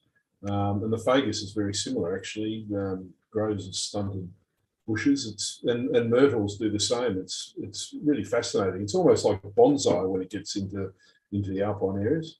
Well, that's right. Well, in terms of Kingbillies, there are just on the other side of Mount Anne here. There's a forest of Kingbillies, which are sort of 30-metre high trees with 1 to 2 metre girth, diameter, etc. And it's the same species as this gnarled thing, and they may not actually be that much older. It grows slower up here. But I mean the alpine vegetation, the shrubby component of alpine vegetation. Many of the species, not just the conifers, can form these sort of gnarled shapes and are really photographically attractive. Several photos ago, there's that twisted bush that I had. That's another species, but the same thing's going on. Mainly wind exposure, Grant, that forces them to hug the ground like that? Well, I think so. I don't know enough about the exact process. You need to talk to a botanist, but yes, the general impression is that it's wind exposure. You see it most graphically in some really exposed ridge tops, like in the Southern Ranges, for example, where basically all the shrubby vegetation is literally growing in the lee of and shaped to some rock that shelters it from the wind, and it's just pruned into this shape, like it's like a hedge topiary. I mean, this isn't as dramatic as that, obviously, but I mean, clearly it's largely the wind, but it might be more wind in combination with other things like blowing ice or I don't know, like snow load. Oh, beautiful. This is another shot of the autumn Fagus, again, of course, but in a mountain setting. I probably didn't mention it, but we're now in the mountains section of my book, where I sort of see the combination of rocky basement and water and vegetation coming together to make the landscape, if you like. This one on the calendar as well, from memory. Yes, I mean several of my images that are in the book, and probably some of the ones I've shown here, have appeared in the calendar that Rob Blakers and I publish each year, called Wild Tasmania, which has been going for 24 years now. 24, I was going to say. I thought it was more than 20, but wow. And yes, this is I think this might have even been a cover shot a few years ago. I can't remember. But it's it's in Cradle Mountain Lake St Clair National Park in the Duquesne Range. A couple of days walk, but not particularly challenging to get to. But the mountain in the background, Mount Geryon, is one of my favourite peaks in Tasmania. I've been there sort of rock climbing, and in winter and in summer, and on both sides of it, etc., etc. Every aspect of it's fantastic. But this particular timed it to peak with the Fagus there. Yeah, and this particular Fagus patch, which I've sort of known of for a long time, is particularly attractive because of the pandanus, the palm-like things sticking out of it, and the kingbilly pines again, but here straight and sticking out of the shrubbery. So they'd be 10-metre high kingbillies, same species as in the previous photo though. Yeah. And the backlighting early in the morning, so just a bit of mist around. Again, sort of came together. Not the sort of conditions you can plan for. You can go there with the idea in mind, but you don't know whether it's going to happen. And then also seeing it on the wall below the mountain in the distance too, all of the patches of yellow. Yeah, that's the first thing I saw. That's a huge amount up there. Yeah. There's even more on the other side, actually. The headwaters of the next valley up wall, is the most extensive Fagus patch in the universe, I think. Oh, big call. You've heard it from Grant Dixon, folks. Well, you've seen them all, so. I was going to say, there's not I think I've seen a shot where you got in there, Grant, and it was completely stunning. Magic. Yeah, I remember the shot you're talking about that you posted about, Grant. Yes. So this sort of exemplifies remote southwest Tasmania to me. So it's a remote area, although it's sort of about the landscape rather than its remoteness. But just the jagged quartzite peaks, scrub in the gullies, and fantastic the best sort of dawn light that you can get with the valley mist and such like. And it's one of the few images in the book that is sort of preconceived in that I had this idea before I even headed off on the trip. It's another place that I first saw on one of my earliest long bushwalks, 10-day bushwalks in 1976. I saw this view, and it wasn't much of a, well, it was just a documentary photographer, and wasn't thinking much about what it might look like at different times of the day back then. But the angle and the peaks and stuff I remembered, and I've still got the old slide probably somewhere. So I hadn't had the idea in mind, and when the concept of winter light came into my head and I started working on it, I thought I'd like to see if I can get something like this. So I planned and set off on a walk. It's a week there and back. So, I didn't go just for one image, because there's a lot of nice country along the way, which I was aware of as well, and thought that there might be prospects for getting nice stuff from, and I did. 2 other images from the trip are also in the book. But getting here, basically involved, paddling across a lake, walking for 3 days with a heavy pack through scrub and mountain country, and then using my climbing skills to carry stuff over all these peaks to get to where I'm viewing it from, with water for the night, and then hope that something happened next morning. It was a clear-ish evening the night before when I got there, rather knackered, because it was hot as well from memory. So I probably didn't drink enough. And then, we start getting this cloud forming before dawn, and I was wondering whether I was going to get any warm light at all. But anyway, I'd found the angle the evening before and just went there and waited. And 10, 15 minutes after sunrise, there was a hole to the east, which lit up the rocks. So I got my warm light, picking out the angle of the rock structure. And the mist coming in from the west, that was a gift. You could just never plan for that. And it was only there for an hour or so. And as the sun got up and warmed up, it just dissipated. So a combination of planning and prior knowledge and serendipitous luck, basically. Was this one of the other shots in contention for the cover? Yes. Yeah. This was a cover. Well, in my mind, it was a cover option, as was, you might remember the second shot I took, I showed a Federation Peak with the strong angled rocks in the foreground and the 2 lakes. That was a contender as well. Yeah. And they're both prominent up front in the book, but the final cover is the best for the title and the package, I think. Oh, stunning shot, and clearly an amazing effort to get there. Macquarie Island. Yeah, so I've got, as I said, the book's also got some images from Macquarie Island in it, initially at the urging of my designer, Linda, but it's come together nicely. So I've got a couple at the end as tasters.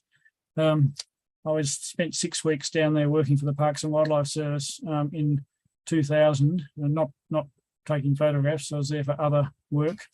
But, you're out in the field and one has a camera, etc., and you're not working 24 hours a day. So I got some quite pleasing images. I had my medium format camera with me on that trip, and this was taken on that 6x7. It's down the southern end of the island. And Macquarie Island is, well, for those who don't know, a 30-kilometre long speck in the Southern Ocean, 1,500 kilometres south of Hobart. And with nothing for probably 1,500 kilometres in most directions. And it's geologically, it's very young. It's basically on a plate boundary, tectonic plate boundary, the same one that cuts through New Zealand. So it's rising quite rapidly. So it didn't exist 700,000 years ago, which isn't very long geologically. And of course, it's the only land for a long way in any direction. So any marine wildlife that needs to breed on land, or i.e. most of it, birds and mammals, comes to Macquarie Island. So it's the coast is full of very rich in wildlife, and the inland is just covered with this lush vegetation, mossy moss beds basically, which is very delicate, very sensitive to trampling. So walking around here, you've got to pick your line and look for. Is it cushion plants? Is it? But yeah, they're cushion plants and moss together. Oh, both. Yeah. And a series of lakes, of course, up on the plateau. This is on the Macquarie Island's a raised plateau. I think the highest at about 300 to 400 meters above sea level. So this is up on the plateau. And of course, as I said, wildlife is a feature of Macquarie Island. So there's several wildlife photos in there as well, because it's really part and parcel of Macquarie Island.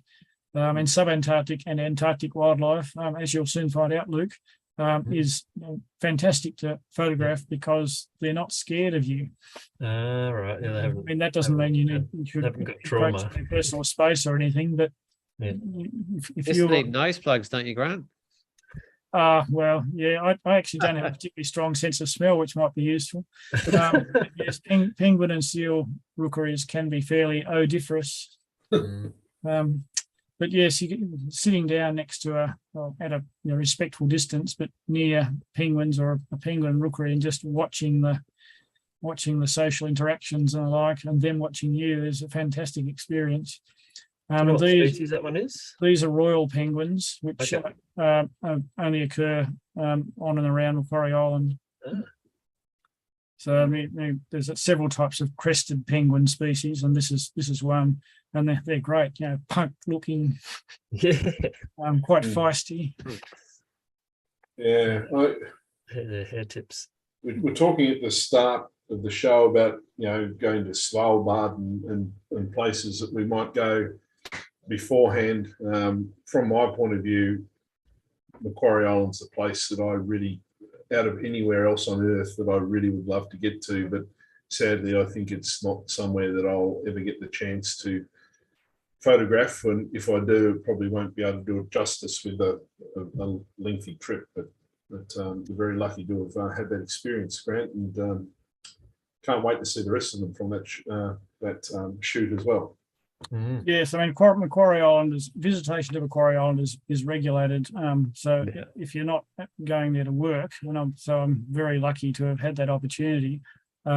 Essentially, you're only allowed to go ashore for short periods from a ship, basically at a number of sites. Yeah. So I mean, it's fantastic still what you get to see, but it's necessarily visitation is limited because it's so sensitive in terms of wildlife and the vegetation. Well, I can safely say that if there were ever to occur a nasty crime down in Macquarie Island, I would be working down there in a flash. I can assure you, I would commit crimes to be on that team to get down there. Don't admit to it here. Yeah.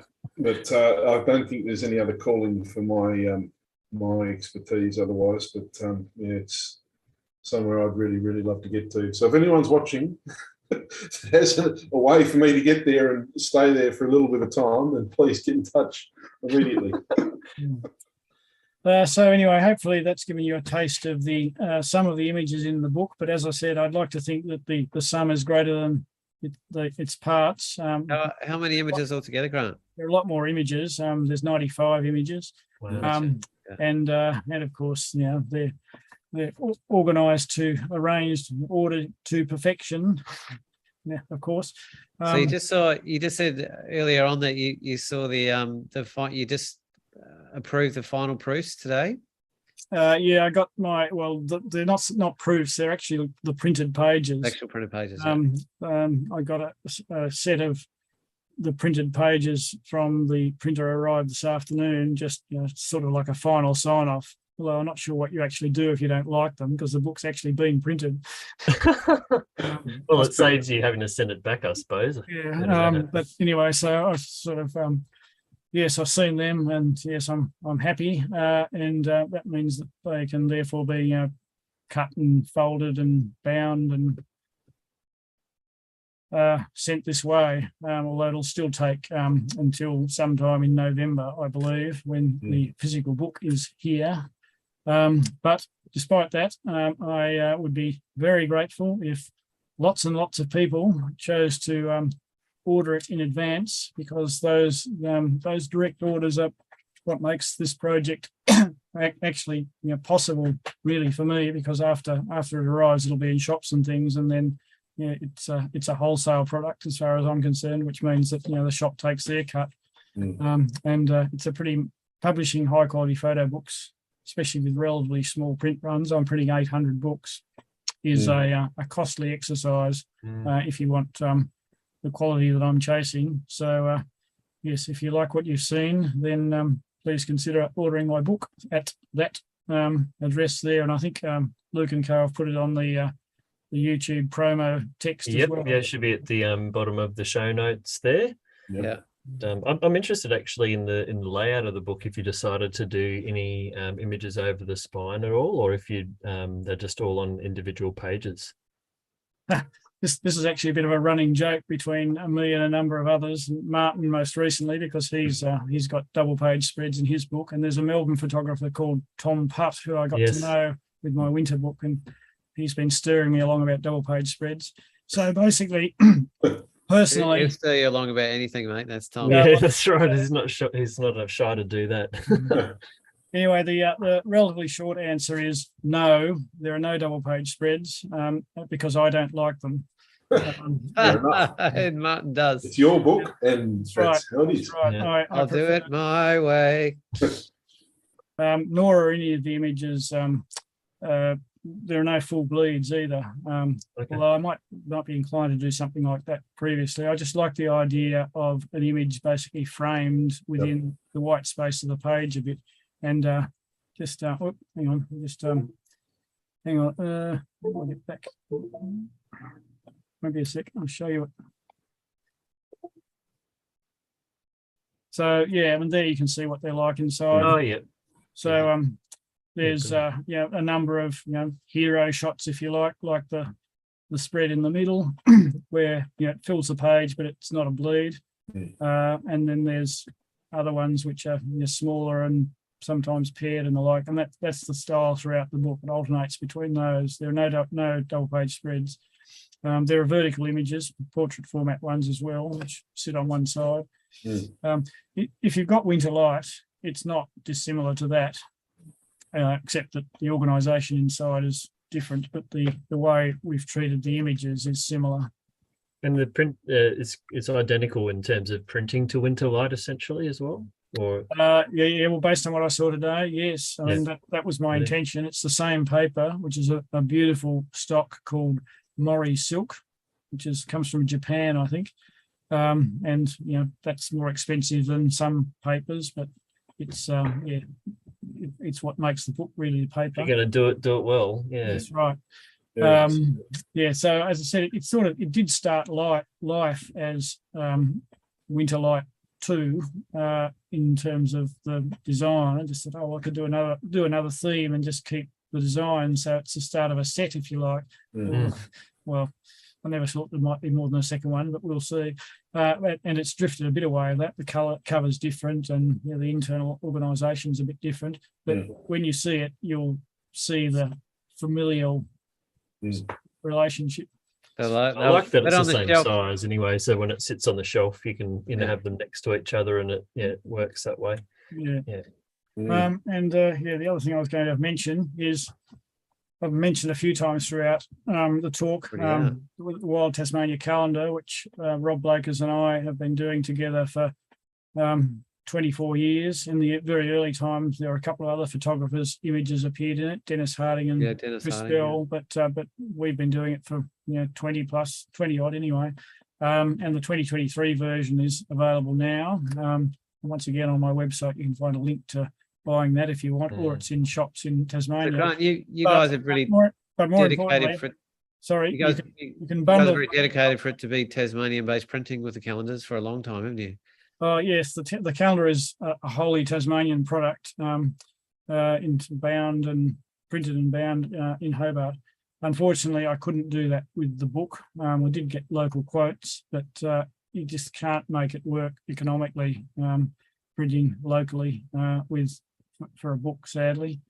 Well, I've always personally admired your dedication to the calendars, Grant, and keeping it local, and the quality really comes through as well when you run your hands over it and run your eyes over it. That's for sure. Oh yeah, absolutely. Very high quality calendar.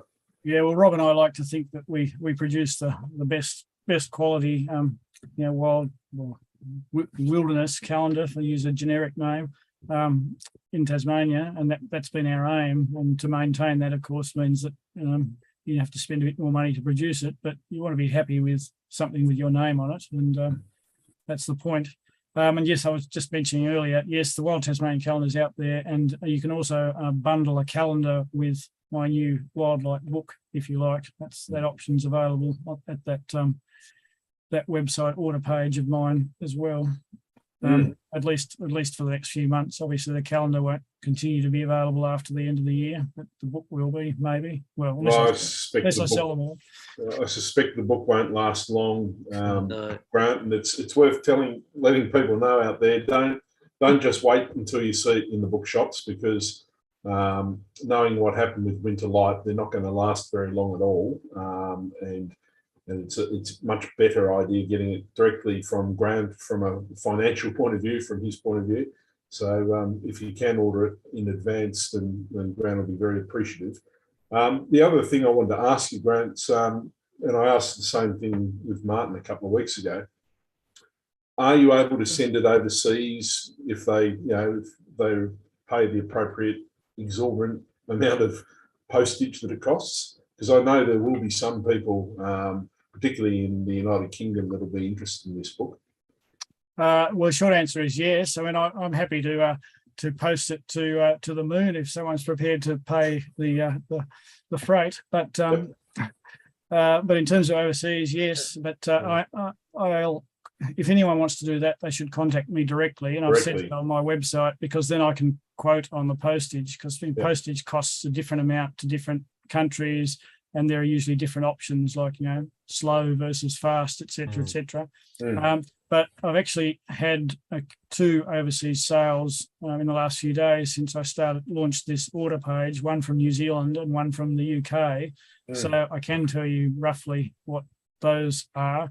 And essentially, slow to New Zealand, which means up to 2 weeks, is about $30, and fast to New Zealand, which is supposedly 5 days, is 45. That's for one book. And the UK, the equivalent figures are 57 for slow, and about $80 for slightly faster, but it's not a lot faster. No. So unfortunately, it's pretty expensive sending it to North America, or I suspect North America would be similar to the UK. But yes, if I would welcome any interest from there, if people are prepared to obviously pay to get it. I can't unfortunately match Amazon or the book depository prices. It's just not possible with a niche boutique type production. Anyone watching this from overseas that's considering it, I think it's worth the postage, because this will be a superb publication, and any lover of this type of landscape photography is going to have this pride of place on their shelf. So definitely consider it, and remember there's only 800 copies available. So get in sooner rather than later would be my main message. Thank you, Nick. Well, that and the last one sold out. One as well. What was that? That and the last one sold out. So yes, very quickly. Right. Yeah. Well, I think we've covered most of the what we needed to cover tonight.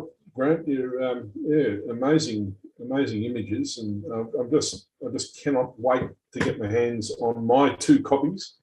I've ordered 2 copies, and they both sit on the shelf side by side. I'm not going to give them to anyone. I think the reason, because people say, "Oh, why do you have 2 copies of books and stuff like that?" I normally just say, well, when the photographer, falls off a cliff, then they're worth more. It's just an investment, really. Well, it's a hobby for you too, isn't it? I mean, you love your books. It's just something that you want to see Nick Munt's book collection one day. It's quite a sight. No, it's not amazing. I'm sure Grant's got a very similar one, but yeah, I just enjoy it, you know. And Well, it's pretty special, isn't it? It's people's life's work there that you can just hold there in your hand and page through at your own leisure. It's pretty amazing thing to be able to do. And I think as any photographer that has been around for a long time, myself included, I think it's a bit of a dream to put your own out and have a collection of images and sort of have something that, you know, might outlast yourself. So it's always nice to think that. Yeah, I mean, it's partly, well, maybe it's partly the era that I've come from, but there's something about a physical book and a collection of images in it that is unmatched, and I can't believe could be matched by a, I don't know, online gallery, for example. exactly. It's it's sort of a tactile experience as well as a, something that you can hold, and rather than, I don't know, zeros and ones on a hard disk somewhere. That's all right. That's right. Not many people are going to see it on the hard drive there. Yeah. Is that part of your motivation, Grant, from a legacy perspective? Well, yeah, I mean, yes, it is. I mean, why produce? You'd like to think that a book will be around after you are, but in the first instance, I think, as I said early on, I've got all these images that I've captured. Back in the day, after trips, we used to do slideshows. So, it was a way of sharing things with people. But in the modern age, yes, I put things up on Facebook a bit. I'm not into Instagram, but it's so ephemeral and, short-lived. So, the thinking is, well, what was the point of capturing all these if I don't share them with people in a way that that I can control, I guess. And the book package is attractive for the various reasons I've talked about in the last hour or two. So I've done it. I mean, it was only actually in the lead up a year or two before Winter Light that I actually appreciated that it was possible, because it just always seemed out of reach. You have to print thousands of books in order to make it economically viable, and God, who's going to buy thousands of books by Grant Dixon? But it is possible to do smaller print runs, but still offset printing, which is, I think, still the way to go these days. Apparently, I don't quite understand why. Technology's changed in some way, and therefore, here we are. Brilliant. So is there probably too early to ask, Grant? Is that the final one? Well, yeah. No. I'll give a politician's answer. I won't say. I'm No not comment. going to say yes or no. I mean, there's certainly material.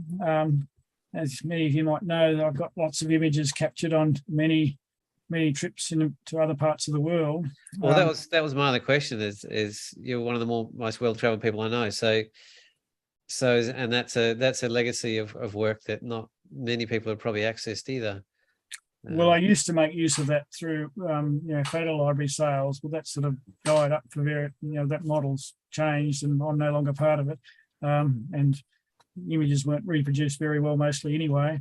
But the problem with that, well, in my mind anyway, the issue with anything beyond Tasmania, which just by virtue of the fact that I've been here a long time, I'm up to a point well known.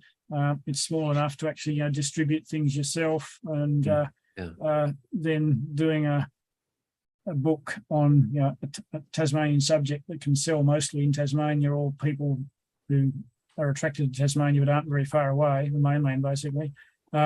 It's possible. I mean, and Winter Light showed that. Once you start talking about other parts of the world, who's the market and how do you reach it? And if you've got to go through a distributor, you've got to, or a publisher, then you lose control of the production, so it might not be quite what you like. And obviously there are costs involved in paying them, so the margins, such as they are, and they're pretty marginal anyway, just shrink. So I haven't got in my head about how to make it viable. So I haven't been thinking about it. Got to get another one out of the way first. Yeah, from a purely selfish point of view, I want your third, fourth, and fifth books to all be on Tasmania. I was going to say you could do a mountain light, but that would be a Gallon Rail, intersecting there. But nice. I can see pictures from other people from other places in the world, and you've taken some great shots from there, Grant. But really, Tasmania is where it is, and No bias. No that's right. bias whatsoever, but that's what I want to see. Like I said, a think- selfish point of view. Right, Grant's Anyway, so history. maybe there might be more Tasmanian material. Certainly, after winter light, a number of people, perhaps not completely facetiously, suggested, well, what about autumn light, spring light, and summer light? But the reality is that the Tasmanian seasons, apart from winter and one aspect of autumn, aren't really that distinct, I don't think, to be able to construct a book. So, in any case, I don't have enough images of some of them.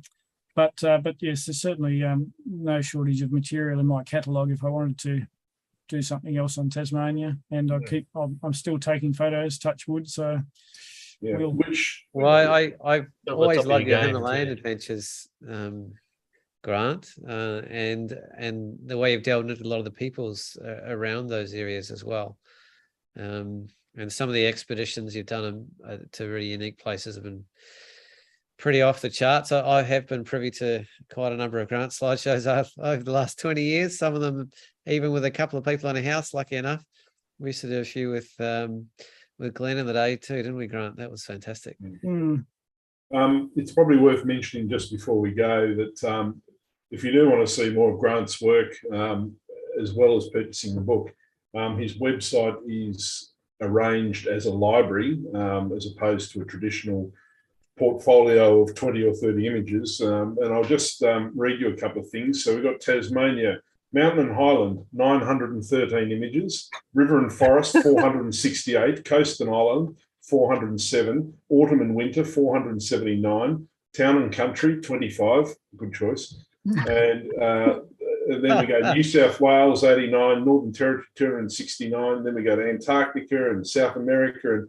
And so you can see the sort of volumes. Obviously, most the biggest volumes are in Tasmania, but you go to Asia, Nepal, Annapurna and Mustang, 205, Everest and Macquarie, 140.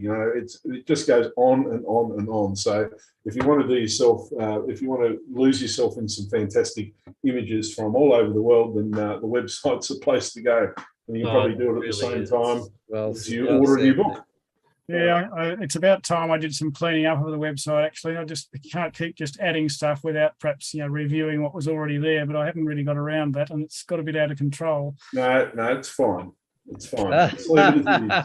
If Nick says it's fine, mate. It's just look, if you're ever stuck with some idea of something you want to do, go on to Grant's website and you'll lose yourself. It is absolutely amazing. So.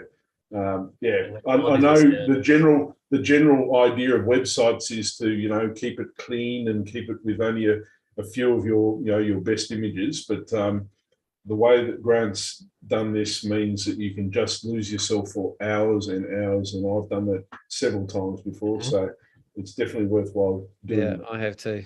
Yeah. Brilliant. Well, thanks very much, gentlemen. Thanks so much, Grant. And looking forward to seeing the edition sell out nice and quickly. And well, thanks so much for joining us, and we'll be back again in a couple of weeks. And until that time, thanks for joining us tonight, and catch you later. Don't forget about Svalbard. The window's closing because the boat's pretty small. And if you are interested, have a look at the show that we did with Toby. That's a great way to get an insight into the really kind of personal reality of what it'd actually be like, and we'd love to have you with us. But the window's closing a bit on that one, so if you are interested, reach out and let us know, and we'll let you know more about it. Grant, thanks so much, mate, and thanks again personally for all the decades of work you've done on supporting the wilderness and managing all the crazy tracks and getting out to places that pretty much no one alive really has done as extensively as you, and gifting so much of your time towards conservation in Tasmania in particular. It's a massive commitment to the community and this landscape that few people have and probably ever will contribute. So thank you very much, good sir. Well, thank you guys for the opportunity to show a bit of my work tonight, and hopefully point a few people towards my book. Brilliant. It's epic. Catch you later all, and see you next time. Thank you. Bye. Guys. Thanks, everyone.